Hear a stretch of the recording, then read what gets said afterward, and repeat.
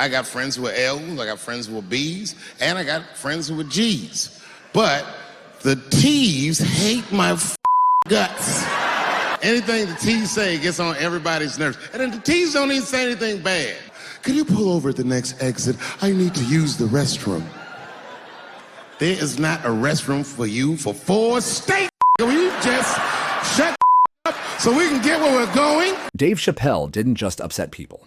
He exposed a cultural contradiction so uncomfortable that jokes weren't enough to silence him anymore. Today we dive into the times Dave Chappelle pushed comedy straight into the danger zone.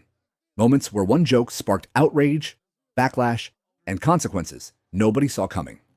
Confusing the emotions. You think I hate gay people, and what you're really seeing is that I am jealous. Oh, I'm jealous. I'm not the only black person that feels this way. We blacks, we look at the gay community and we go, God damn it, look how well that movement is going. Instead of easing up, Dave went harder.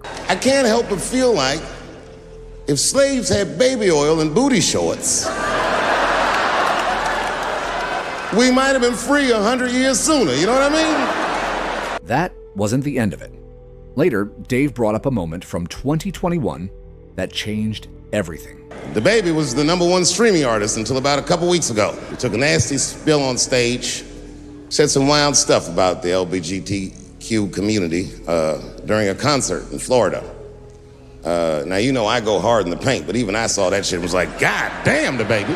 Doubling down on his point about woke absurdity not long after. Oh, this is true. Google it. The Baby shot and killed a in Walmart. Nothing bad happened to his career. Do you see where I'm going with this? In our country, you can shoot and kill a but you better not hurt a gay person's feelings. But Dave wasn't finished explaining himself, and the next story only made things worse. But I can't say the word and she said, because, David, you are not gay. I said, well, Renee, I'm not a either. What sounded like a risky comparison was actually bait for a much bigger point. But you see, what I didn't realize at the time and what Kevin had to learn the hard way is we were breaking an unwritten and unspoken rule of show business. The rule is that no matter what you do in your artistic expression, you are never, ever allowed to upset the alphabet people. And through the humor, he pointed out who had the biggest issue with his comedy. I got friends who are L's, I got friends who are B's, and I got friends who are G's. But the T's hate my guts. And I don't blame them. It's not their fault, it's mine. I can't stop telling jokes about these. He then offered his perspective on what he thought people weren't seeing. You know, you hear all those letters together all the time, LBGT, LBGT, and you think it's just one big movement. It's not. All those letters are their own movement. They just travel in the same car together. As he widened the scope of his critique, Dave started with the group he believed held the most influence. My guess is the G's are driving that car. That makes sense to me, because there's white men in the G's. And these people are trying to get around discrimination and oppression. And you know how white dudes are. We know these roads. The energy changed fast, and Dave shut it down just as quickly. Everybody likes the L's, except for the G's. The only thing that breaks the tension between the L's and the G's are the B's in the back seat. That's right, there you go. Everybody scream out when you hear your letter. With that out of the way, his focus moved to the next group. It's one thing that the L's and the G's agree on is that the B's are gross. They seem greedy to the L's and the G's, you know what I mean? They're just sitting in the back seat like, yeah, man, I'll anybody in this car. What's going on, man? Eventually, Dave landed on what he saw as the core problem. Sitting next to the B's, all the way in the back seat by themselves, looking out the window. That's the T's. Everybody in the car respects the T's, but everyone also resents the T's. Anything the T's say gets on everybody's nerves. And then the T's don't even say anything bad. Could you pull over at the next exit? I need to use the restroom. There is not a restroom for you for 4 states. Will you just shut up so we can get where we're going? That same critique extended to activists Dave believed were claiming identities they didn't truly live. It's like that white black that's in the news all the time. Rachel Dolezal. What followed hit harder. And I always wanted to meet her. I just wanted to like have dinner with her so I could just look in her eyes and call her to her face. The that talking about? I identify black. That is trans talk, ladies. Stop biting. Stop biting. Dave made it clear he didn't see those claims as genuine. There's a big difference between her and a trans. The difference between her and a trans is I believe transgenders. I don't understand them either, but I know they mean what they say. Then cut their dicks off.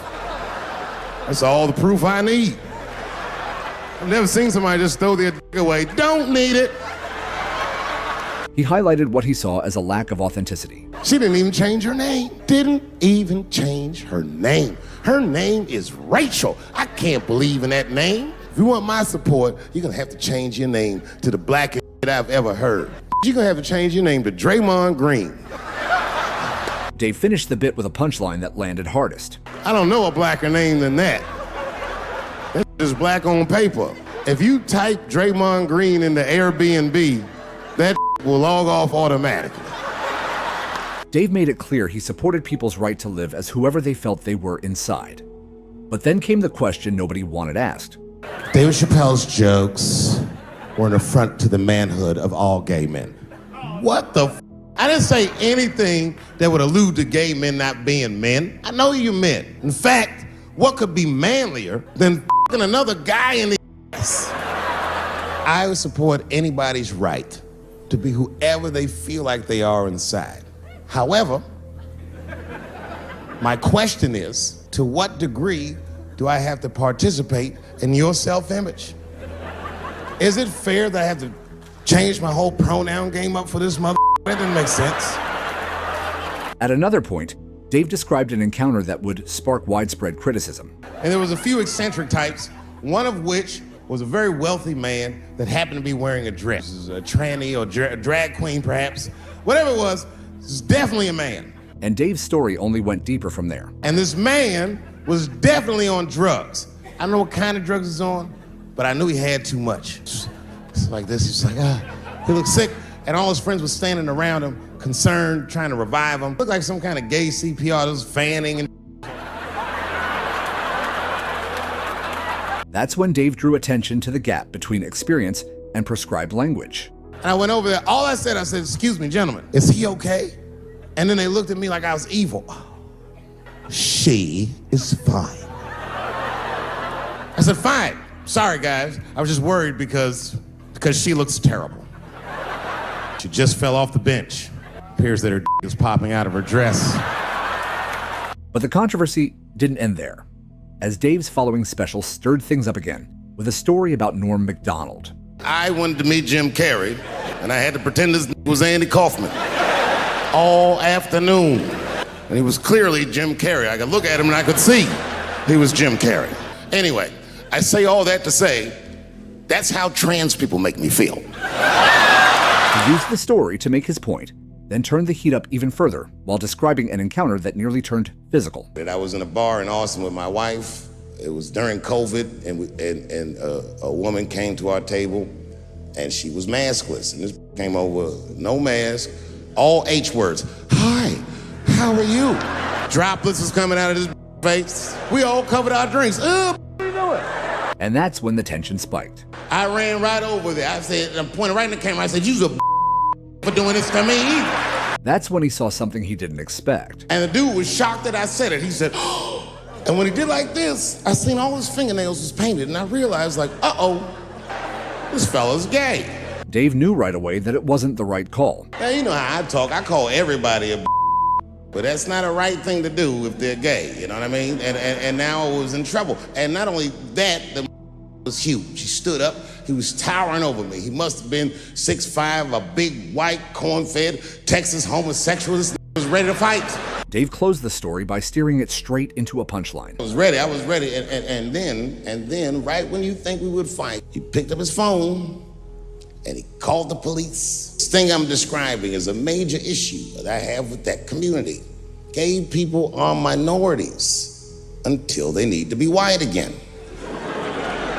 And then Dave brought in the target even further. I had read in the paper that Caitlyn Jenner was contemplating posing nude in an upcoming issue of Sports Illustrated. I know it's not politically correct to say these things, so I just figured I'll say it for everybody else. Yuck.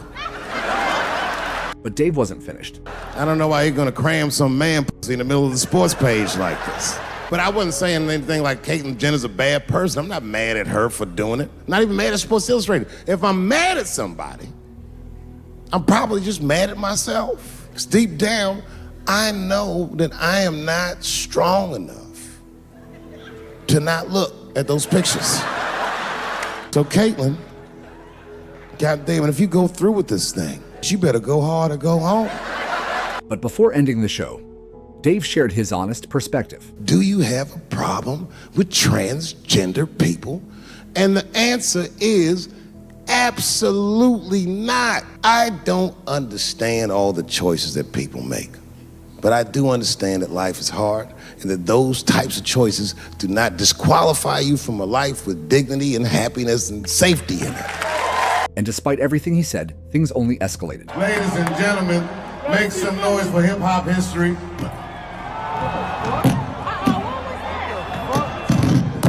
What could have ended the show became new material instead. Thank God that was clumsy. He's back there getting stomped. It was a trans man